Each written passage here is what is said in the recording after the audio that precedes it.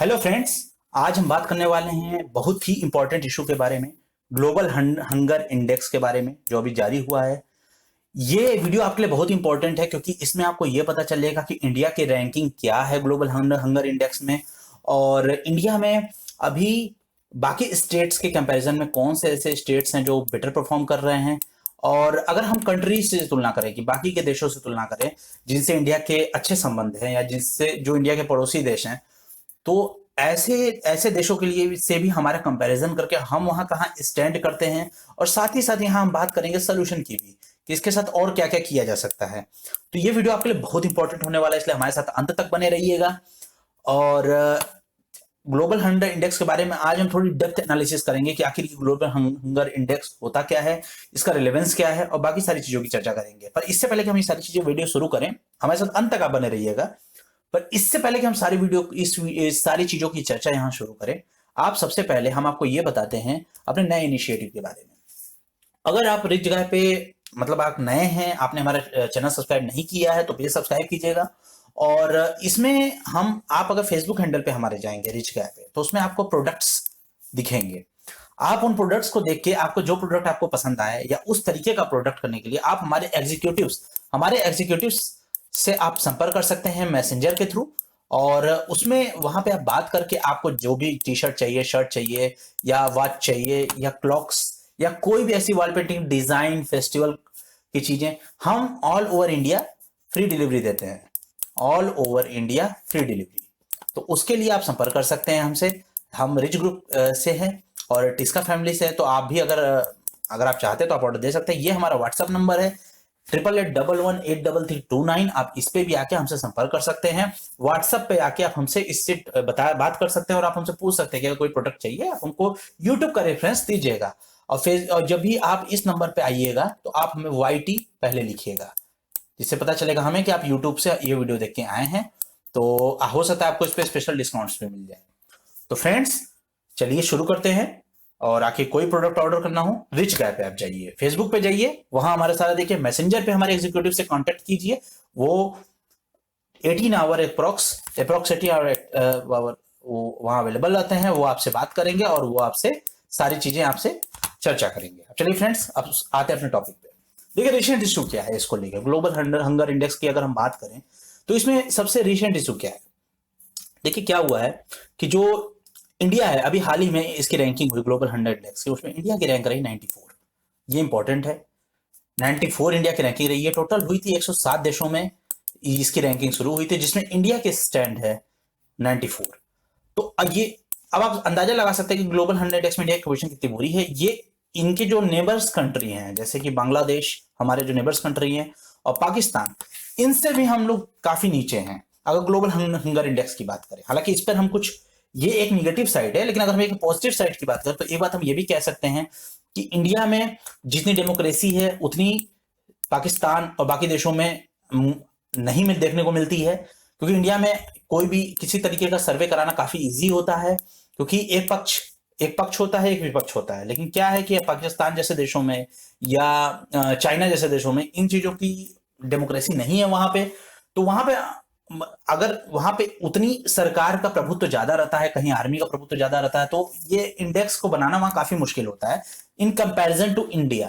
तो एकदम negative side भी हम नहीं लेके चलेंगे, इसका पॉजिटिव साइड भी है। लेकिन हाँ, ये हम अपनी स्थिति पर हमें खुद को सुधारना चाहिए। तो इंडिया की रैंक 94 आई है, तो ये ग्लोबल हंड्रेड इंडेक्स में इंडिया, पाकिस्तान और बांग्लादेश जैसे देशों से भी काफी पीछे है। ये अभी की सच्चाई जो डेटा में शो कर रही है। अब देखिए ग्लोबल हंड्रेड इंडेक्स जो है वो करीब 690 मिलियन पीपल, वो ये बताता है ग्लोबल हंड्रेड इंडेक्स के 690 मिलियन पीपल, इस पूरे देश के जो है करीब 69 करोड़ पीपल वो अंडर नरिश्ड है। अंडर नरिश्ड है मतलब कि उनको वो कैलोरी नहीं मिल रही है जो उनको मिलनी चाहिए, वो फूड नहीं मिल रहा है, उनको फूड सिक्योरिटी नहीं है, उनको वो जो उनको भोजन मिलना चाहिए, जो उनको नरिश करे, वो उन्हें नहीं मिल रहा है। इसमें 144 मिलियन चिल्ड्रेन हैं वो स्टंटिंग से पीड़ित हैं। 144 मिलियन चिल्ड्रेन है जो स्टंटिंग से पीड़ित है। और स्टंटिंग होता है कि आपकी जब एज आपकी हाइट के अकॉर्डिंग नहीं होती है, आपकी एज आपकी हाइट के अकॉर्डिंग नहीं होती, आपकी हाइट आपकी एज के अकॉर्डिंग नहीं होती। मतलब आपकी हाइट कम है जबकि आपकी एज ज्यादा है। तो एक नॉर्मल सी सिचुएशन देखने को मिलती है, वो आता है स्टंटिंग में। और ये एक साइन है स्टंटिंग क्रॉनिक अंडर न्यूट्रिशन का। तो मतलब 144 मिलियन चिल्ड्रन ऐसे हैं जिनकी हाइट उनके एज के अकॉर्डिंग नहीं है, कम है। तो ये, और एक क्रॉनिक अंडर न्यूट्रिशन क्या होता है? क्रॉनिक अंडर न्यूट्रिशन डेवलप होता है जब जो बच्चा है, जो पैदा होता है, वो न्यूट्रिशन नहीं पा पाता है। जो बच्चा पैदा होता है, क्रॉनिक न्यूट्रिशन की हम बात कर रहे हैं यहाँ पे, तो जो बच्चा पैदा होता है वो क्या करता है, वो न्यूट्रिशन उसको नहीं मिलता है फर्स्ट 100 डेज में। जो पहला बच्चे का जो इंपॉर्टेंट 100 दिन होता है पैदा होने के बाद, उसमें उसको न्यूट्रिशन नहीं मिलता है फर्स्ट 100 डेज में, 1000 डेज में। तो ये उसी चीज पर बेस है। तो आप देखिए, और इसमें 47 मिलियन चिल्ड्रन है, वो पीड़ित हैं वेस्टिंग से। अब वेस्टिंग क्या होता है? वेस्टिंग होता है कि जब आपका वेट कम होता है आपकी हाइट के अकॉर्डिंग, मतलब आप पतले हैं, आप काफी कुपोषित हैं, तो ये सारे कुपोषण के शिकार है। स्टंटिंग हुआ, चाहे आपकी हाइट कम हुई आपकी एज के अकॉर्डिंग, या आपका वेट कम हुआ आपकी हाइट के अकॉर्डिंग, तो लो वेट की कैटेगरी में वेस्टिंग आता है। तो अब वेस्टिंग डब्ल्यू वेट आप याद कर सकते हैं इस चीज को, अगर याद करना हो, क्योंकि क्वेश्चन एग्जाम में आ सकता है। और ये आता है एक्यूट अंडर न्यूट्रिशन के अंतर्गत। जैसे वो स्टंटिंग आ रहा था क्रॉनिक अंडर न्यूट्रिशन के अंतर्गत, ये आता है वेस्टिंग एक्यूट अंडर न्यूट्रिशन के अंतर्गत। एक्यूट अंडर न्यूट्रिशन होता क्या है? इससे क्या होता है, सडन वेट लॉस होने लगता है। अचानक से आपका वेट लॉस होने लगेगा, आप फूड जितना आप खा सकते हैं वो आप नहीं खा पाएंगे। तो ये सारी बात थी। तो इंडिया के रैंक रही है 94 ग्लोबल 100 इंडेक्स में। अगर बाकी देशों से बात करें तो बांग्लादेश और पाकिस्तान जैसे देशों से काफी पीछे है इंडिया। ग्लोबल 100 इंडेक्स में 690 मिलियन पीपल है वर्ल्ड के जो अंडर नरिश्ड हैं, और 144 मिलियन पीपल है वो स्टंटिंग से पीड़ित है, मतलब उनकी हाइट कम है उनकी एज के अकॉर्डिंग। और वो क्रॉनिक अंडर न्यूट्रिशन के अंतर्गत आते हैं, जो डेवलप होता है जब न्यूट्रिशन बच्चे को नहीं मिलता है पहले 1000 दिन जब वो पैदा होता है तब। अगर वेस्टिंग की बात करें तो वेस्टिंग भी 47 मिलियन चिल्ड्रन जो है वो वेस्टिंग से पीड़ित हैं। ये एक्यूट अंडर न्यूट्रिशन के अंतर्गत आता है। एक्यूट अंडर न्यूट्रिशन होता है जब आपका अचानक से वेट लॉस होने लगता है और आपके जो फूड कंजप्शन की कैपेसिटी है वो घट जाती है तब। अब चलिए बात करते हैं ग्लोबल 100 इंडेक्स। ग्लोबल 100 इंडेक्स आखिर है क्या, अब हम इस पर चर्चा करते हैं, और इसकी रैंकिंग के बारे में भी थोड़ा सा हम चर्चा करेंगे। देखिए ग्लोबल 100 इंडेक्स क्या होता है? एक एनुअल रिव्यू किया जाता है, एनुअल पीयर रिव्यू होता है, पब्लिकेशन इसको जारी किया जाता है पूरे दुनिया में, और इसमें वेल्थ हंगर लाइफ का बहुत बड़ा रोल होता है। अब देखिए वेल्थ हंगर लाइफ ये है क्या? वो वेल्थ हंगर लाइफ है आपकी जर्मनी की एक नॉन गवर्नमेंट एड एजेंसी। इसमें गवर्नमेंट इसको नहीं, मतलब इसको जितने प्राइवेट इंडिविजुअल है वो ज्यादातर कंपनीज है वो इसको सपोर्ट करती हैं, और इसीलिए इसके डेटा को थोड़ा सा बढ़िया माना जाता है, क्योंकि यहाँ गवर्नमेंट का इसमें दबदबा इतना नहीं होता है। तो ये नॉन गवर्नमेंट एड एजेंसी है, नॉन गवर्नमेंट, नॉन प्रॉफिट, तो नॉन गवर्नमेंट ये एड एजेंसी है, एड जो हेल्प प्रोवाइड कराती है। तो ये है, तो ये एनुअल रिव्यू करती है ग्लोबल 100 इंडेक्स में। इसका एम क्या होता है? इसका लक्ष्य होता है हंगर को देखना कि कहाँ, मतलब कहाँ पे न्यूट्रिशन नहीं मिल रहा है, या कहाँ पे भूख ज्यादा है, कहाँ की जनता को फूड सिक्योरिटी नहीं है। ग्लोबल लेवल पे पूरे वर्ल्ड में, वर्ल्ड वाइड, रीजनल लेवल पे कि कहाँ छोटे छोटे जगहों पे कहाँ, और नेशनल लेवल पे भी इन देश में क्या है, हर देश के पर्टिकुलर कंट्रीज का और उसके अंदर के रीजनल लेवल का वो। अब देखिए ये क्या करती है, 4 पैरामीटर्स को यूज करती है। आखिर कैसे निकालेगी कि कैसे पता लगाएगी कि हंगर कहाँ पे ज्यादा है कहाँ कम है? 4 पैरामीटर्स है इसके स्कोर को कैलकुलेट करने के। एक है आपका लेवल ऑफ अंडर न्यूट्रिशन। देखिए वो लेवल ऑफ अंडर न्यूट्रिशन, कहाँ अंडर न्यूट्रिशन है, कहाँ कैलोरी जो मिलनी चाहिए वो नहीं मिल रही है। एक ये देखती है कि कहाँ फूड सिक्योरिटी बेसिकली कहाँ किस देश में है, या कहाँ, या रीजनल लेवल पे कहाँ है या कहाँ नहीं है। दूसरा होता है इसका चाइल्ड मोर्टेलिटी रेट, कि मतलब जैसे इंडिया का चाइल्ड मोर्टेलिटी रेट है अभी 3.7%, इसको याद कर लीजिएगा, एग्जाम में आ सकता है ये, अभी हम आगे चर्चा करेंगे इसके बारे में। इसका मतलब होता है कि जो 1000 बच्चे हैं उसमें कितने बच्चे जीवित बच गए पैदा होने के बाद, कितने बच्चे ज्यादा देर तक सर्वाइव किए 1000 बच्चों में से। तो ये चाइल्ड मोर्टेलिटी रेट में इसके अंतर्गत आता है। इसमें कुछ पर्टिकुलर डेज के अंतर्गत लिया जाता है इसको। फिर आता है आपका चाइल्ड वेस्टिंग। मैंने बताया था, लो वेट होता है, आपकी एज और आपके हाइट के अकॉर्डिंग आपका वेट कम होता है। और एक आता है स्टंटिंग, इसके बारे में चर्चा हमने की थी कि आपका लो हाइट होता है आपकी एज के अकॉर्डिंग, आपकी हाइट कम होती है, ये चाइल्ड स्टंटिंग के अंतर्गत आता है। अब चलिए आगे बढ़ते हैं। देखिए ये पैरामीटर्स जो हैं, ये इंफॉर्मेशन आखिर को कहां से मिलती है कि कौन है जो इनके लिए डेटा कलेक्ट करता है? देखिए वेल्थ हंगर लाइफ जो है वो नॉन गवर्नमेंट एड एजेंसी है, वो इसमें काफी हंगर के लिए काफी डेटा इकट्ठा करने में काफी माहिर है। लेकिन इसमें भी कुछ डेटा ऐसे यूज किया था, क्योंकि हर चीज के लिए आपको सर्वे करना है, या हर चीज के लिए हर एक टॉपिक के लिए अगर अलग अलग कंपनियां सर्वे करेंगी तो काफी कॉस्टली हो जाएगा। तो इसीलिए लोग डेटा यूज करते हैं वर्ल्ड हेल्थ ऑर्गेनाइजेशन का, WHO का, वर्ल्ड बैंक का और यूनाइटेड नेशन का। मतलब WHO इसमें क्रूशियल रोल प्ले करता है, वर्ल्ड बैंक करता है और इसमें यूनाइटेड नेशन भी करता है। इन तीनों का बहुत अहम रोल होता है इसमें। और हालांकि जो ये सारे इंटरनेशनल ऑर्गेनाइजेशन है वो नेशनल डेटा अपने देते हैं, पर इंडिया के केस में चूंकि इंडिया का खुद का भी एक सर्वे होता है, हर देश का पर्टिकुलर होता है, लेकिन इंडिया का भी अपना एक सर्वे है। और चूंकि हमने इस चीज के बारे में, हम यूपीएससी के एस्पिरेंट हैं, हमें इन चीजों के बारे में जानना काफी जरूरी है। तो यूपीएससी के लिए भी ये काफी इंपॉर्टेंट है और बाकी स्टेट गवर्नमेंट के एग्जाम के लिए भी important. National family health survey भी इसमें क्रूशियल रोल अदा करता है। अब यहाँ क्या है कि एक टाइम लैग होता है। टाइम लैग का मतलब एक जो टाइम पीरियड आपका जो जाता है जिसमें वो 2015 टू 19 के बीच में है, तो ये 2020 का स्कोर है, इसी 2015-19 के डिबेट पे जो डेटा कलेक्ट किया गया उसी के बेस पे है। अब चलिए आगे बढ़ते हैं। देखिए ये जो होता है ग्लोबल 100 इंडेक्स, ये होता है 100 पॉइंट स्केल पे होता है। 100 पॉइंट स्केल का मतलब क्या है कि 100 पॉइंट स्केल पे नापा जाएगा कि देश कहाँ पे, वो रैंकिंग पॉइंट्स दिए जाते हैं, उनका अपना प्रोसीजर होता है। इसमें अगर 0 किसी को पॉइंट मिलता है तो मतलब है कि उसका देश में हंगर नहीं है कहीं पे भी, देश बहुत अच्छी पोजीशन में है। जितना कम आपका नंबर होगा इसमें पॉइंट रहेगा उतना आप ज्यादा स्कोर करेंगे। तो आप देखिए कंट्रीज जो होती हैं जो 9.9 या उससे कम स्कोर करती हैं उन्हें रखा जाता है कि कम, मतलब उसमें ज्यादा खतरे की बात नहीं है। जो कंट्री स्कोर करती है 10 से 19.9 के बीच में उसे मॉडरेट लिया जाता है कि मीडियम नहीं, थोड़ा मतलब उस पर थोड़ा ध्यान देने की जरूरत है।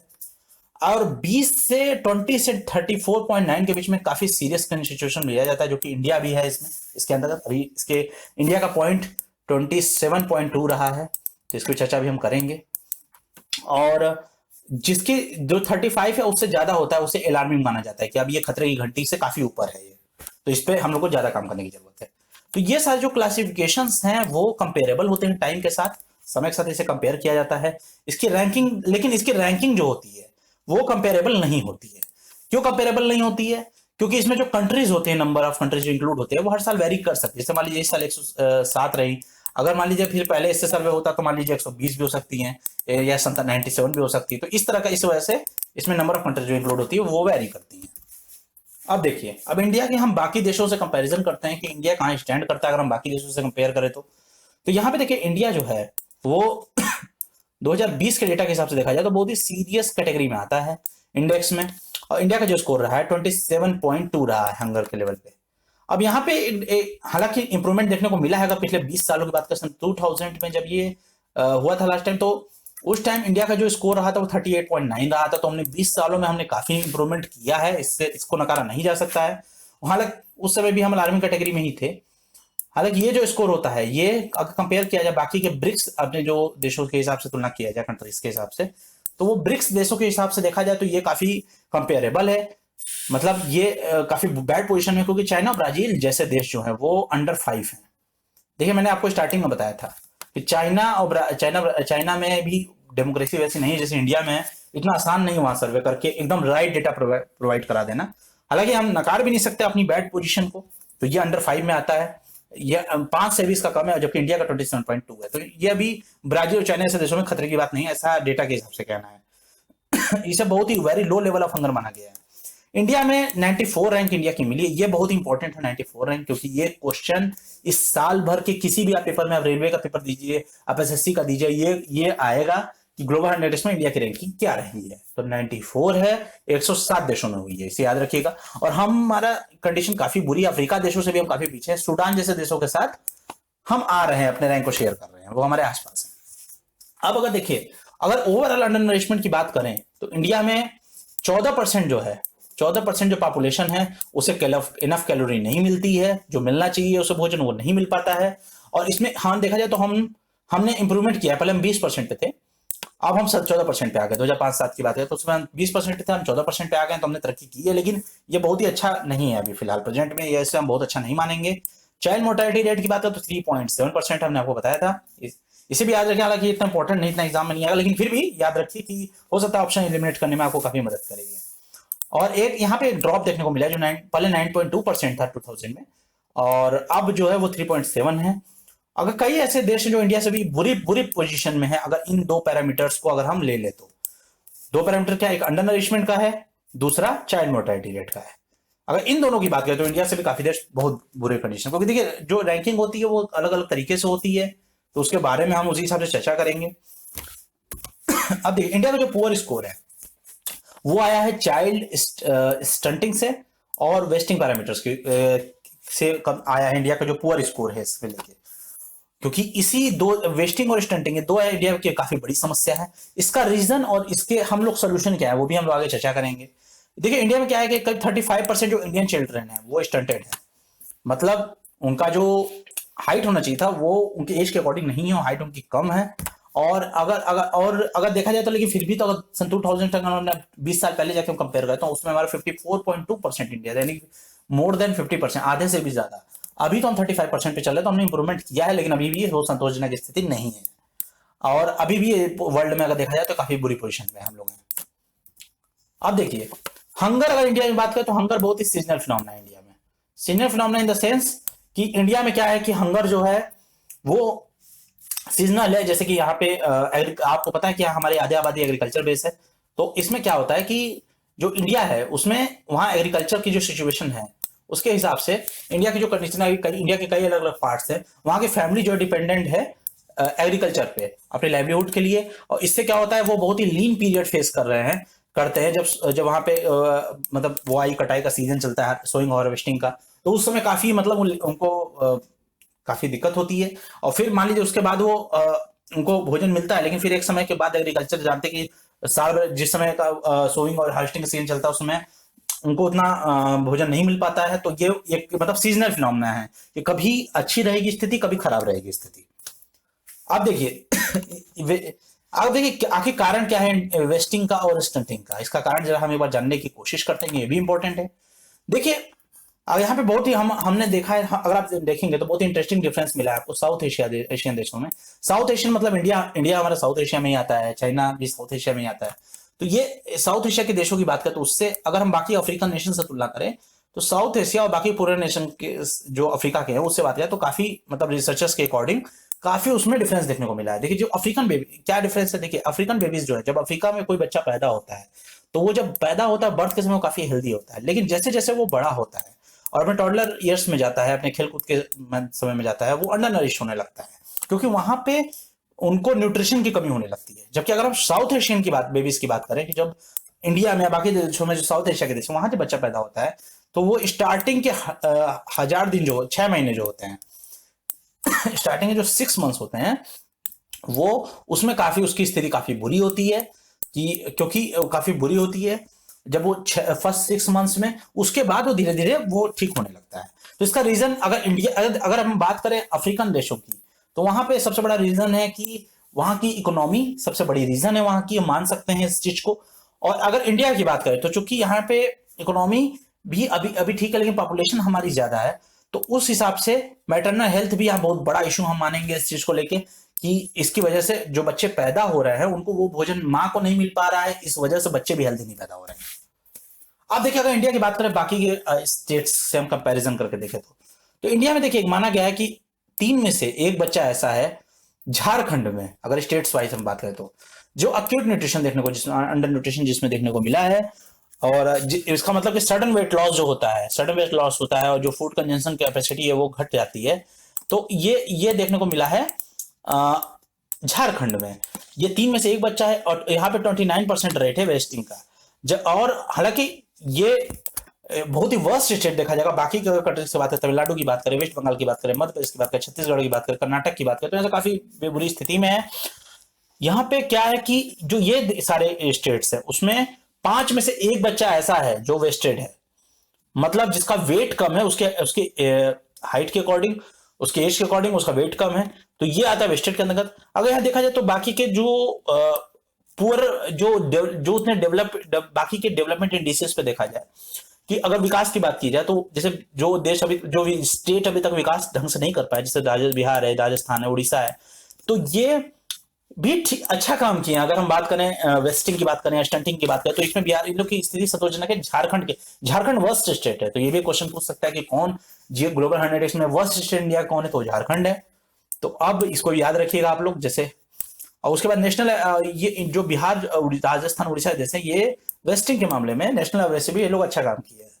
अब उत्तराखंड और पंजाब की बात करें और बाकी की जो नॉर्थ ईस्टर्न स्टेट की बात करें, वहां पे जो लेवल ऑफ वेस्टिंग है वो 10% से भी कम है। इसका मतलब कि स्थिति ठीक है।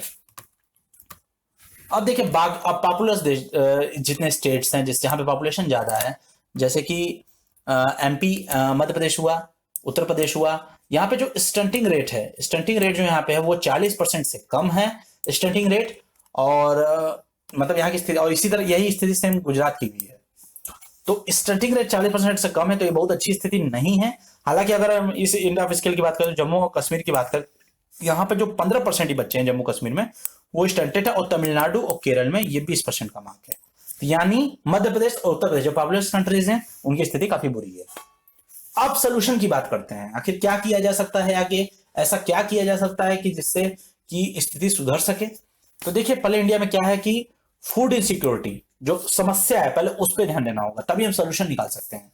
तो फूड इनसिक्योरिटी है, पुअर सैनिटेशन है, मतलब फूड नहीं मिल पा रहा है जितने लोगों को चाहिए पॉपुलेशन के अकॉर्डिंग, और सिक्योरिटी नहीं है कि फूड मिलेगा ही मिलेगा, महंगाई भी है, तो ये सारी चीजें काफी रोल पैदा करती हैं।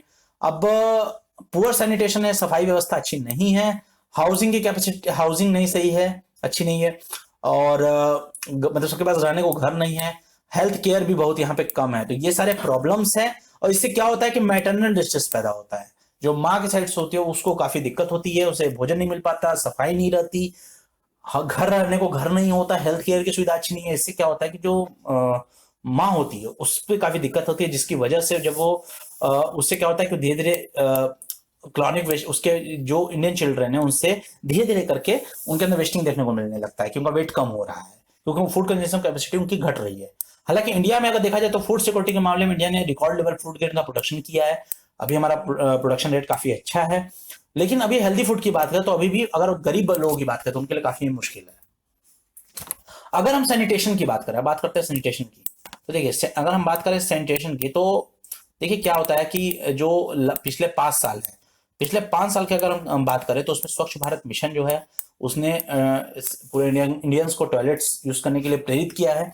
और उससे क्या हुआ है कि जो ओपन डिफेकेशन होता है, जो लोग खुले में शौच करते थे, वो बंद हो चुका है, लगभग लगभग खत्म नहीं हुआ है, लेकिन हाँ खत्म होने के कगार पे है।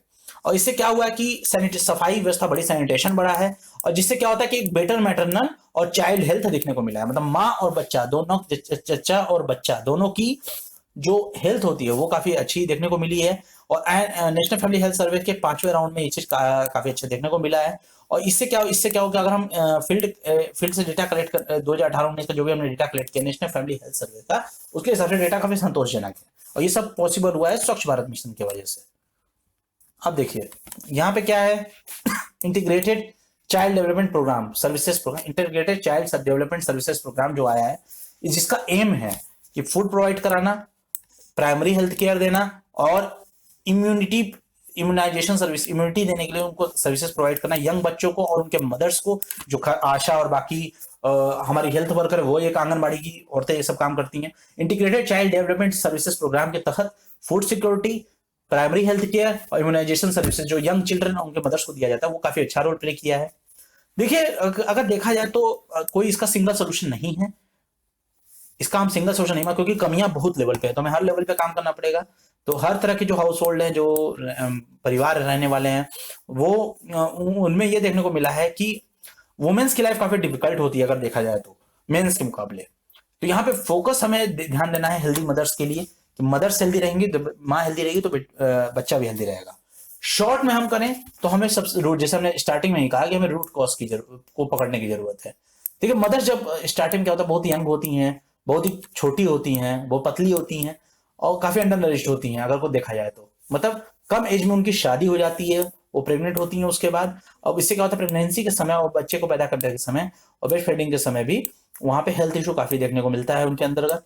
और इससे क्या होता है, जो मैंने अभी बताया, जो सोशल फैक्टर्स होता है, अर्ली मैरिज जो यहाँ की सबसे बड़ी समस्या है, इसकी वजह से भी बच्चे पर सीधा इफेक्ट पड़ता है। अगर ढेर सारी यंग जो औरतें हैं वो अगर प्रेगनेंसी इस तरह से करने लगेंगी तो आप चाइल्ड का न्यूट्रिशन जो है बाद में वो बहुत ही चाइल्ड को न्यूट्रिशन प्रोवाइड करना बहुत ही मुश्किल हो जाता है। कि अगर इतनी सारी यंग वुमेन जो है वो प्रेग्नेंट होना शुरू कर देती हैं, तो इससे क्या होता है कि जो किसी भी चाइल्ड के न्यूट्रिशन के लिए आप जो भी कर सकते हैं बाद में वो बहुत ही हार्ड हो जाता है, उनको कोई भी सुविधा प्रदान करना बहुत ही मुश्किल हो जाता है। तो ये सारी चीज थी ग्लोबल 100 इंडेक्स को लेके। कैसा लगा हमारा वीडियो आप हमें बताइएगा। और आप इसमें इंपॉर्टेंट चीज जो है थी वो ये थी कि इंडिया की रैंक 94 रही है, और ये सारे डेटा है मेंस की आंसर राइटिंग के लिए, जो बच्चे यूपीएससी मेंस में देने जा रहे हैं उनके लिए काफी अच्छी चीज है ये। उनको काफी डेटा मिल जाएगा हमारे इस वीडियो से। हमने काफी चीजें जितना हम बता सकते बताने की कोशिश की। और इंडिया की जो 27.2 इंडिया ने स्कोर किया है, काफी ये सीरियस पोजीशन में हम लोग हैं। और अगर स्टेट्स की बात करें, झारखंड पुअर वर्स्ट स्टेट्स में आया है। और तो ये सारी चीजें थी। अब यहाँ पे एक चीज आपको मैंने जैसे स्टार्टिंग में बताया कि कैसा ये हम जो प्रोडक्ट्स ऑर्डर कर देते हैं वो आप रिच गाय पे जाके फेसबुक पे या जो हमने आपको नंबर प्रोवाइड कराया था उस पे जाके आप संपर्क करके आप उसे ले सकते हैं, उस प्रोडक्ट को ऑर्डर करा सकते हैं। अपने मन मुताबिक प्रोडक्ट को आप हमारे फेसबुक हैंडल पे जाएंगे तो वहां आपको सारे प्रोडक्ट्स आपको दिख जाएंगे, वहां से ऑर्डर करा सकते हैं आप। तो कैसा लगा हमारा वीडियो बताइएगा। ग्लोबल इंडेक्स को लेकर हमने एक बहुत अच्छी वीडियो बनाई है, आपके लिए काफी फायदेमंद हो सकता है ये। तो कैसा लगा वीडियो हमें बताइएगा, और जो भी आपकी क्वेरी हो आप हमें कमेंट सेक्शन में पूछिएगा, हम आपको डेफिनेटली उसको प्रोवाइड करने की कोशिश करेंगे। धन्यवाद।